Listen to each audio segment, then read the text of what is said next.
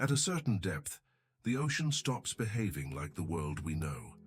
Light disappears completely, temperature drops to near freezing, and pressure becomes so intense that the human body would fail in moments. This is not a distant planet. It is not a theoretical environment. It exists beneath the surface of our own world.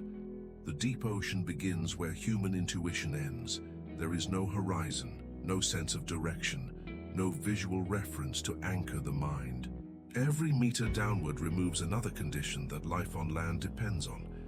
For centuries, this vast region was believed to be empty, a biological void beneath the real ocean above. Too dark, too cold, too extreme to support anything complex. That assumption did not survive exploration. When technology finally allowed us to look deeper, we did not find silence. We found movement. We found predators and prey. We found systems that function without sunlight, without warmth, and without excess. The most unsettling truth is not how hostile this environment is to humans. It is how well life has adapted to exist without us. In the deep ocean, survival is not dramatic. It is precise. Every action has a cost. Every adaptation has a purpose. This world does not feel unfinished or fragile. It feels optimized. And the deeper we look, the clearer it becomes that the limits we imagine for life are not natural limits at all. They are human ones. Before we continue, it's important to understand one thing. What you are about to hear is not speculation or science fiction. It is based on real environments, real expeditions, and real forms of life that exist beneath the ocean's surface today. If you want to continue this descent into one of the most extreme ecosystems on Earth, stay with us. Because from here on, the ocean becomes deeper, darker, and far more difficult to understand. The ocean covers more than 70% of Earth's surface, yet most of it remains unseen. When we imagine the sea, we picture the surface: waves, light, movement, familiar life. But that image represents only a thin layer. Beneath it lies a vast vertical world that descends for kilometers into darkness. This is the deep ocean. Here, sunlight fades quickly and then disappears entirely. Pressure increases with every meter. Temperature stabilizes near freezing, and the conditions that shaped life on land no longer apply. For humans, entering this environment is impossible without machines. Submersibles and remotely operated vehicles descend slowly, carrying cameras into places where the human body cannot survive. Even then, exploration is limited. Visibility is narrow, every movement is cautious. What makes the deep ocean unique is not only its hostility, but its isolation. For millions of years, life here evolved separately from the surface world, adapting to permanence rather than change. Permanent darkness, permanent pressure, permanent scarcity. As a result, evolution followed a different logic. Speed became less important than efficiency. Strength mattered less than conservation of energy.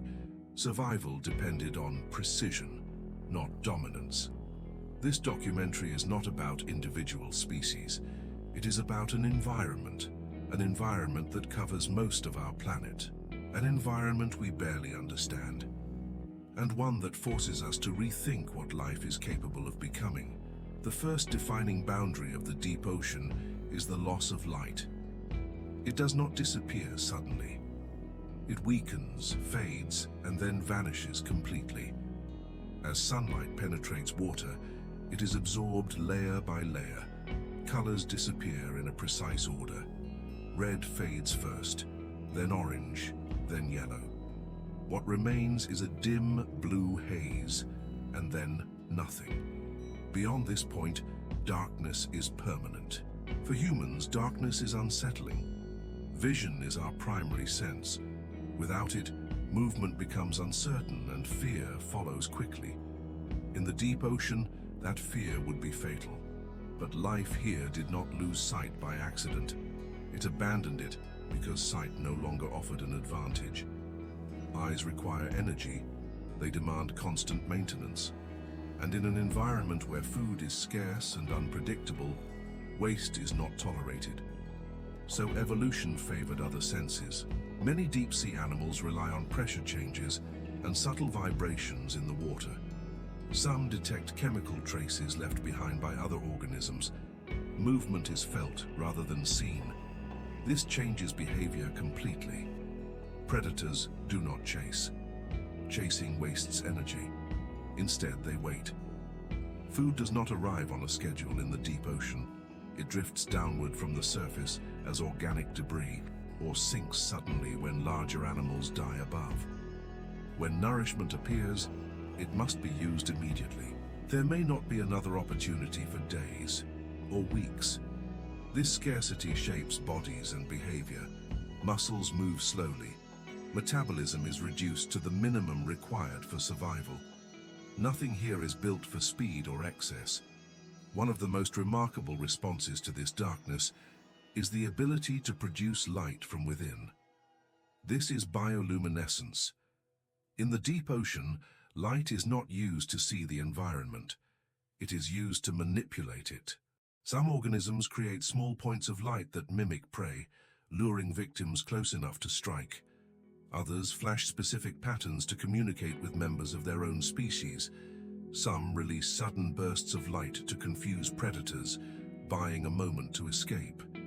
There are even species that emit light downward, matching the faint glow from above and erasing their silhouette. From below, they become invisible. Here, light is never wasted.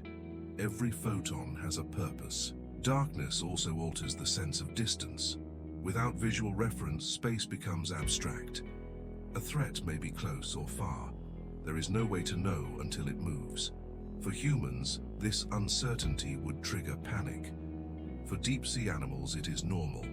The deep ocean does not reward curiosity. Exploration costs energy, mistakes are final. As a result, life becomes cautious, efficient, and precise. What emerges is an ecosystem that appears alien, not because it is chaotic, but because it evolved without the assumptions that shape surface life. No sunrise, no sunset, no seasons, only darkness, and the adaptations required to survive within it. As the deep ocean descends beyond the reach of light, another force becomes unavoidable: pressure. Unlike darkness, pressure is constant. It presses from every direction at once, increasing with every meter of depth. At 1,000 meters, the force is already far beyond what the human body can withstand. At greater depths, the numbers stop feeling real. The environment itself becomes the threat. For humans, this pressure is instantly lethal. Lungs collapse, air spaces vanish. The body fails not because of injury, but because it was never designed for such force. Even technology struggles here. Submersibles must be engineered with near-perfect precision. Any weakness, a microscopic crack or faulty seal, leads to total implosion in a fraction of a second.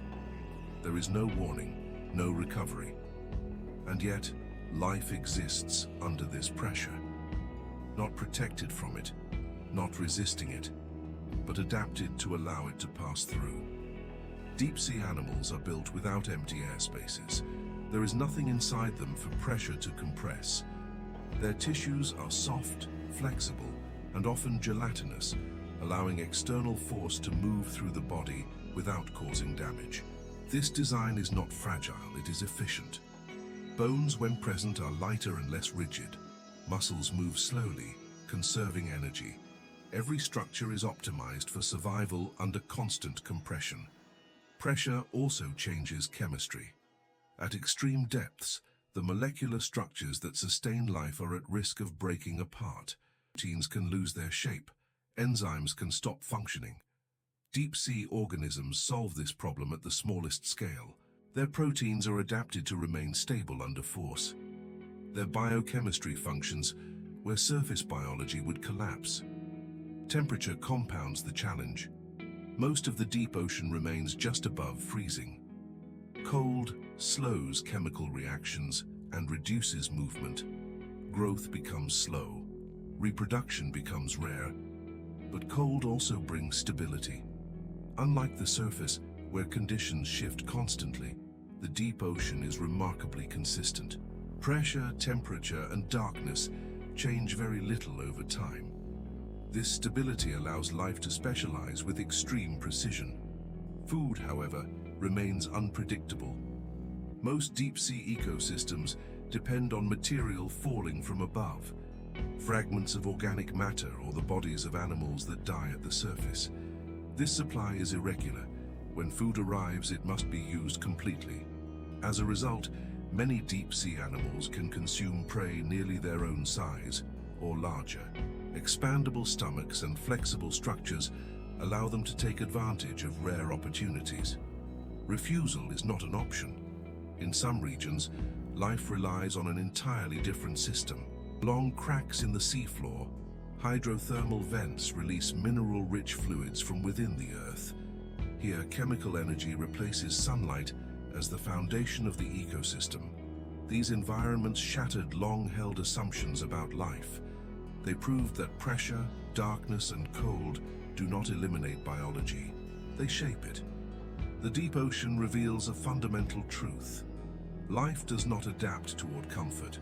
It adapts toward persistence. What you have just heard is not an exception in nature. It is a pattern. The deep ocean is one of many places on Earth where life was forced to adapt beyond what we once believed possible. If you want to continue exploring how living systems survive in darkness, pressure, and extreme isolation, this channel is built for that journey. The most hostile environments on this planet still have stories to tell. When we imagine the boundaries of life, we often imagine our own limits. How much pressure the human body can endure, how much cold, how much darkness. But the deep ocean tells a different story. It shows that life does not measure possibility by human standards. It adapts to the conditions that exist, not to the ones we prefer. In permanent darkness, under crushing pressure, with energy scarce and mistakes unforgiving, life did not retreat. It changed. The organisms that inhabit the deep ocean do not conquer their environment.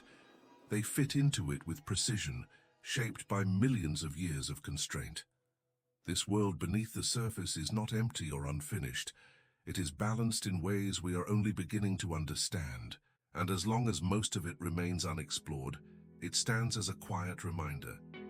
The most extreme places on Earth are not lifeless. They are alive.